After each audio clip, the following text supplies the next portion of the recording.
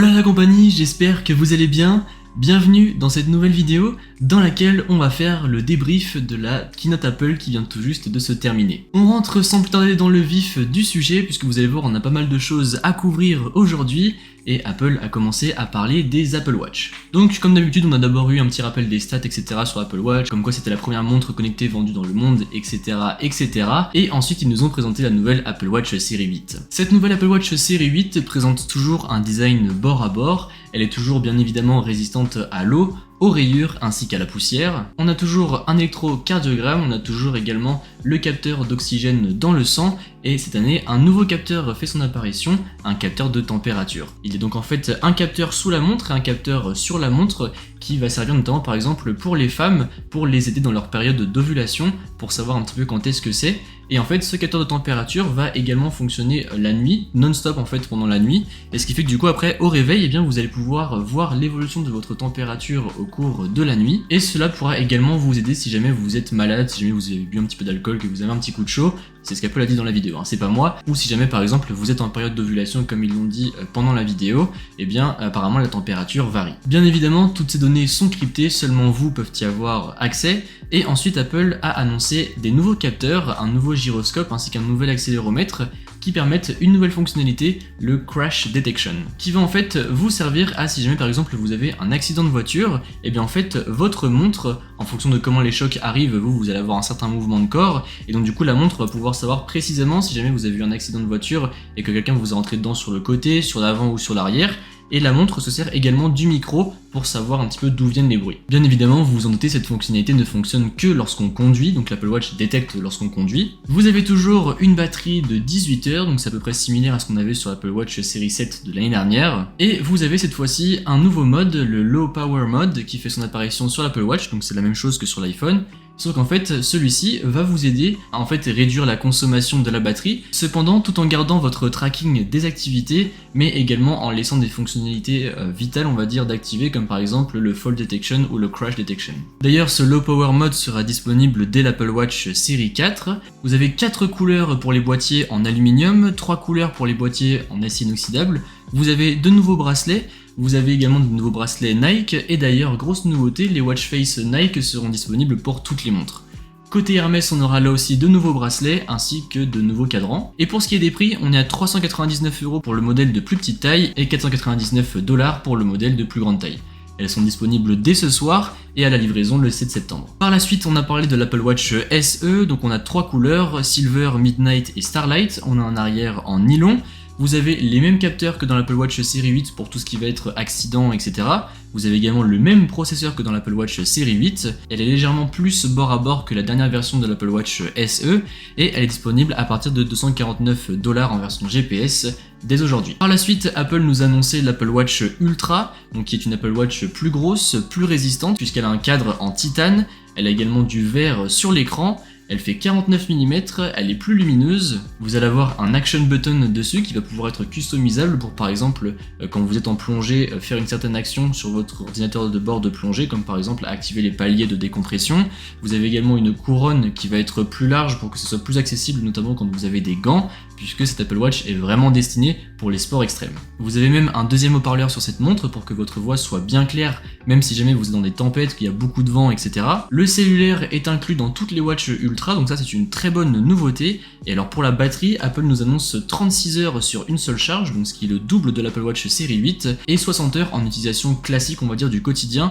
Donc ça j'ai vraiment hâte de voir ce que ça va donner. Et vous avez également une nouvelle watch face qui s'appelle Wayfinder, qui va en fait vous servir par exemple pour la montagne ou pour les océans, donc avec plein de statistiques reliées à si vous êtes en montagne, dans les océans, et vous pourrez même en fait tourner la Digital Crown quand vous êtes sur cette watch face pour qu'en fait les couleurs deviennent tout en noir avec simplement ce dont vous avez besoin apparaissent en rouge pour que vous puissiez avoir toutes les informations facilement en un seul coup d'œil. 3 nouveaux bracelets disponibles pour cette montre, un bracelet Alpine, un bracelet Océan ainsi qu'un bracelet Trail, adapté en fonction de quel sport extrême vous allez pratiquer. Vous avez un nouveau capteur GPS qui va être du coup beaucoup plus précis, ainsi que 2 nouvelles fonctionnalités qui s'appellent Waypoint et Backtrack, qui vont vous permettre en fait de poser par exemple un point GPS sur votre montre directement. Par exemple, je sais pas, vous êtes en train de faire du camping et vous vous dites bon bah je pose ma tente ici à ces coordonnées GPS. Après vous partez, vous ne savez plus trop où aller, et bien vous regardez votre montre, et en fait votre montre aura posé des petites balises virtuelles pour que vous puissiez en fait retrouver facilement le chemin. Je trouve ça vraiment très intéressant. Et en plus de ça, si jamais vous êtes perdu, Apple a incorporé une sirène dans son Apple Watch Ultra qui peut être entendue jusqu'à 180 mètres à la ronde. Elle sera disponible à partir d'aujourd'hui en précommande, livrable à partir du 23 septembre pour un prix de 799 $. Par la suite, les nouveaux AirPods Pro ont été annoncés, donc du coup nouvelle puce H2 pour la connectivité et pour avoir un son encore plus fidèle.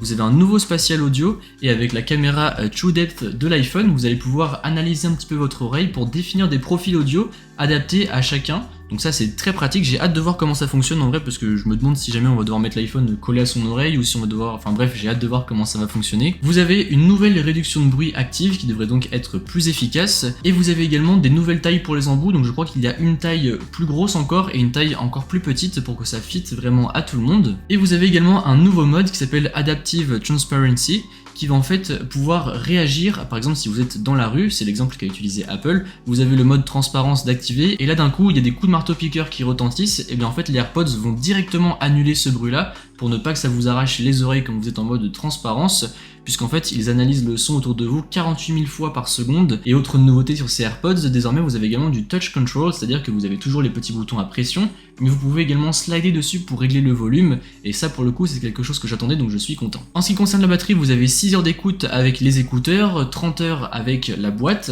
donc du coup ça nous fait une belle amélioration par rapport aux anciens AirPods Pro. Si jamais vous perdez par exemple un AirPods Pro, et bien en fait vous allez pouvoir le faire sonner dans l'application Find My, et celui-ci va émettre un bruit, et vous pouvez même émettre un bruit dans chacun des écouteurs, comme ça si jamais vous avez un peu éparpillé vos écouteurs, votre coque, etc.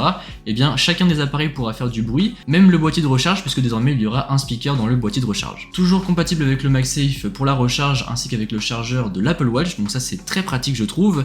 Disponible à partir de 249 $, les précommandes sont le 9 septembre pour une disponibilité le 23. Par la suite on est passé aux iPhones, donc du coup on a commencé avec les iPhone 14 et 14 Plus, un 6,1 pouces et un 6,7 pouces. Toujours équipé du Ceramic Shield, vous avez 5 coloris, du noir, du doré, du violet, du rouge, ainsi qu'une nouvelle couleur un peu gris-bleu que je trouve absolument magnifique. Vous avez évidemment une plus grosse batterie sur l'iPhone 14 Plus, alors après à voir combien de temps on pourra tenir en plus par rapport à un iPhone 14, puisqu'Apple ne l'a pas mentionné pendant la conférence. Vous avez une puce A15 Bionic avec un CPU 18% plus rapide. Et pour ce qui est de la caméra, donc toujours du 12 mégapixels avec une ouverture là aussi plus rapide et avec une belle amélioration pour les photos en basse luminosité, puisqu'on nous parle de 50% plus rapide en low light, donc à voir ce que ça va donner ici aussi encore une fois, et c'est également compatible avec l'ultra grand angle. Pour ce qui est de la nouvelle caméra frontale, là aussi elle sera 38% meilleure en low light par rapport à la version précédente.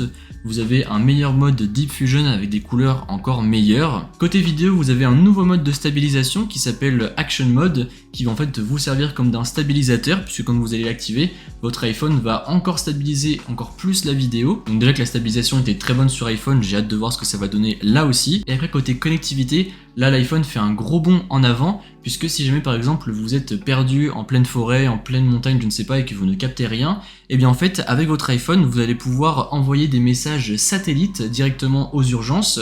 Et donc en fait Apple a créé pas mal de choses autour de ça. Par exemple vous allez avoir une petite boîte avec des messages pour pouvoir savoir si vous allez bien, si vous avez par exemple de l'eau, si vous avez de quoi manger. Et si jamais cette petite boîte texte n'est pas disponible parce que là où vous êtes ce n'est pas pris en charge, et bien en fait le satellite vous mettra en relais avec des centres d'appel pour savoir si là aussi tout va bien. Un appel qui passera là aussi par du coup le satellite. Et cette fonctionnalité sera également utilisable dans l'application Find My, puisque par exemple vous voulez dire à vos proches que vous êtes à tel endroit mais vous ne captez rien, et bien dans l'application localisée vous allez pouvoir émettre une position via satellite. Là aussi très pratique. Et pour conclure cette partie connectivité, plus de tiroirs SIM physiques sur les iPhone 14 aux US. Donc pour tout ce qui est l'aspect du satellite etc, ça arrivera en novembre. Et pour ce qui est des prix, l'iPhone 14 sera disponible au prix de 799 $, le 14 Plus au prix de 899 $. Les précommandes seront dispo pour le 9, la livraison du 14 normal se fera le 16 septembre et la livraison pour le 14 Plus se fera le 7 octobre. Par la suite on nous a parlé des versions Pro des iPhones, donc là avec cette nouvelle couleur violette qui était pressentie depuis un petit moment dans les rumeurs. Cependant la grosse nouveauté c'est bien évidemment l'encoche qui disparaît pour avoir une espèce de petite pilule. Et Apple a fait une intégration absolument magnifique de cette petite pilule, c'est-à-dire que pour tout ce qui va être notification, tout ce qui va être la musique, ce genre en arrière-plan, etc. Et bien en fait Apple utilise à chaque fois cette petite pilule et l'intégration a l'air juste magique. En fait, à chaque fois que vous êtes dans une application, eh bien, votre petite pilule va vous servir, par exemple, si jamais vous avez de la musique et que vous êtes en train d'écrire un message, eh bien, vous avez quand même une petite barre avec la musique qui est en train de jouer, savoir où vous êtes rendu dans la musique. Ou alors, si jamais, par exemple, vous avez mis un minuteur et que pareil, vous êtes dans l'application message, et bien du coup, dans la petite pilule, vous allez voir où est-ce qu'est rendu votre minuteur.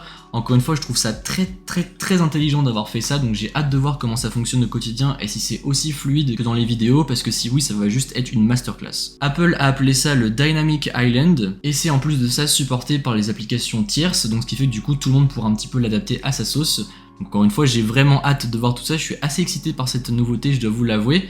Du coup, il y a un nouvel écran également sur ces iPhone 14 Pro et 14 Pro Max. Vous avez toujours du 6,1 et du 6,7 pouces. Cet écran va en fait être plus lumineux. Et alors là, autre nouveauté, vous avez également le Always On Display disponible sur le 14 Pro et le 14 Pro Max. En fait, votre photo de fond d'écran va juste s'assombrir un petit peu pour que vous ayez accès aux informations principales, mais que vous puissiez quand même voir votre fond d'écran. Donc du coup, je trouve ça assez sympa puisque on a quand même un petit peu de fond d'écran, on n'a pas juste un vieil écran noir avec l'heure et si on a des notifications ou pas. Dans ces nouveaux iPhones, la puce A16 Bionic, donc gravée en 4 nanomètres, qui devrait normalement être 40% plus rapide que la compétition. Vous avez même carrément des systèmes dédiés dans cette puce à l'Always On Display pour qu'il soit vraiment efficace et qu'il ne consomme rien en batterie. Mais également, une grosse partie de ce processeur est dédiée à la photo. Déjà, vous avez des nouveaux capteurs photo, dont le capteur principal fait désormais 48 mégapixels. Donc là aussi, j'ai hâte de voir le résultat qu'il va proposer parce qu'ils ont annoncé énormément de nouveautés concernant ce capteur photo, avec du coup plus de pixels à l'intérieur, avec des pixels qui vont également s'adapter à la luminosité à chaque fois pour proposer un rendu vraiment le plus proche possible de ce que peuvent voir les yeux. Là aussi, le capteur sera 2 fois plus rapide, donc pour prendre des photos, etc.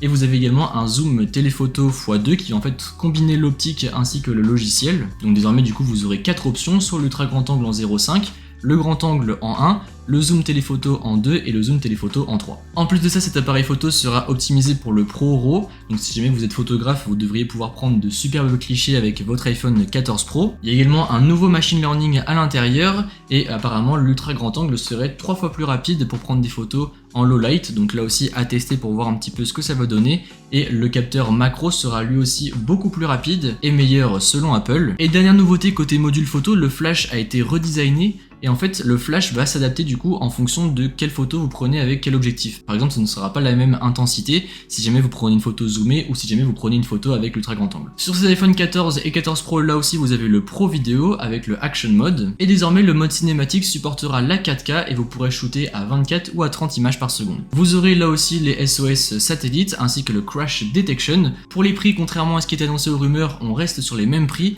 999 $ pour la version Pro normale et 1099 pour la version Pro Max. Vous pourrez monter jusqu'à 1 Tera de stockage. Les précommandes sont le 9 septembre pour une livraison le 16 septembre. Donc voilà un petit peu ce qui a été annoncé aujourd'hui. J'ai essayé de faire le plus vite possible pour ne pas que ce soit trop long pour vous, mais je crois que la vidéo va quand même être un petit peu longue. Merci d'avoir regardé jusqu'à la fin si jamais vous êtes resté jusque là. N'hésitez pas à mettre un pouce bleu et à vous abonner à la chaîne pour ne pas manquer toutes les nouveautés Apple qu'on va couvrir bien évidemment ici. Sur ce, moi je vous dis à bientôt pour une prochaine vidéo. Allez, salut!